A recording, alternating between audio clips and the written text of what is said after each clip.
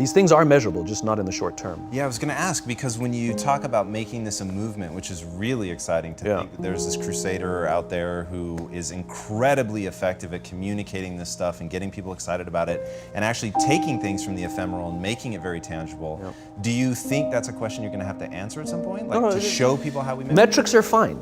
The metrics are fine. They're just not in the short term and they're just not fixed in time. What are they? So for example, do you love your wife? Yes. Right? Prove it. Like, what's the metric? Give me the number that helps me know, right? Because when you met her, you didn't love her, right? Now you love her, right?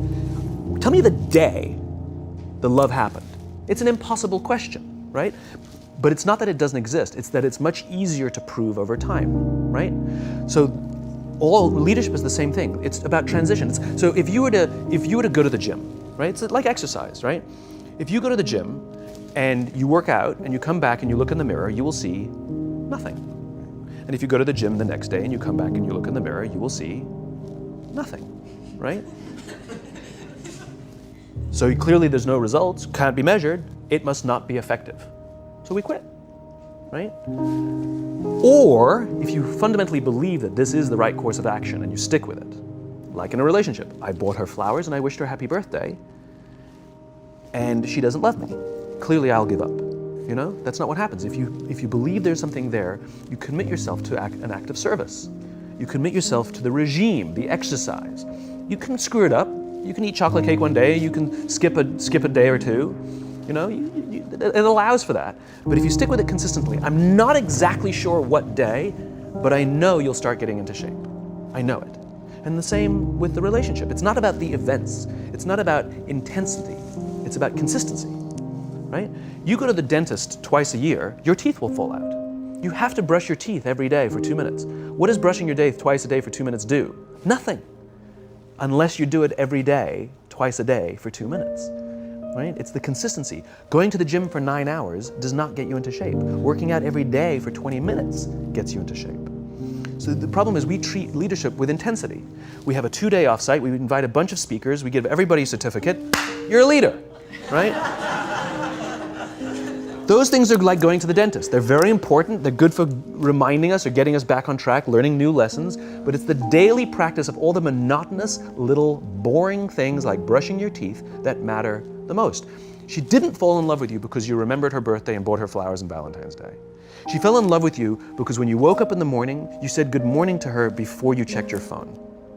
She fell in love with you because when you went to the fridge to get yourself a drink, you got her one without even asking. She fell in love with you because when you had an amazing day at work and she came home and she had a terrible day at work, you didn't say, yeah, but let me tell you about my day.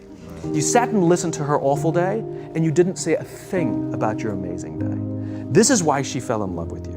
I can't tell you exactly what day, and it was no particular thing you did. It was the accumulation of all of those little things that she woke up one day and as if she pressed a button, she goes, I love him, right? Leadership is exactly the same. There's no event.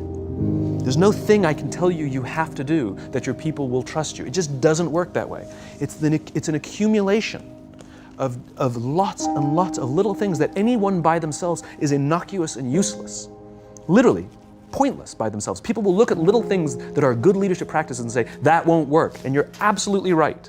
But if you do it consistently, and you do it in combination with lots of other little things, like saying good morning to someone, that looking them in the eye. My friend George, who's a 3-star general in the Marine Corps, he says his test for leadership, and I love this, he goes, his test for a good leader is if you ask somebody how their day is going, you actually care about the answer. Right? The number of times we're walking to a meeting, we're rushing, we go, how are you? Not good, I gotta get to you later, I'm late for a meeting. Right. If you ask the question, you were standing there and you were listening to the answer.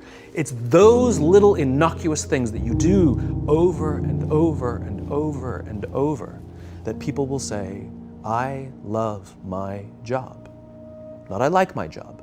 I like my job means, yeah, the challenge is great, they pay me well, I like the people. I love my job means, I don't want to work anywhere else. I don't care how much somebody else is willing to pay me. I'm devoted to the people here, and I care desperately about the people here as if they were my family. In business, we have colleagues and coworkers. In the military, they have brothers and sisters. That's how they think of each other, right? If you really have a strong corporate culture, the people will think of each other like brothers and sisters. It's like a family, right? No, brothers and sisters. Deep love. Fight, but the love doesn't go away, right? Bicker, the love doesn't go away. And I'll fight with my sister, but if you threaten my sister, you're gonna have to deal with me. Right? We'll fight internally, we'll bicker with each other, but nobody's gonna hurt each other, and if anything from the outside shows up, you're looking at a unified front. Brothers and sisters. Now, how do you create brothers and sisters out of strangers? Common beliefs, common values, parents, in other words, executives who care about their children's success, who care to raise their children, teach them skills, discipline them when necessary, help them build their self-confidence so that they can go on and achieve something more than you could have ever imagined achieving for yourself.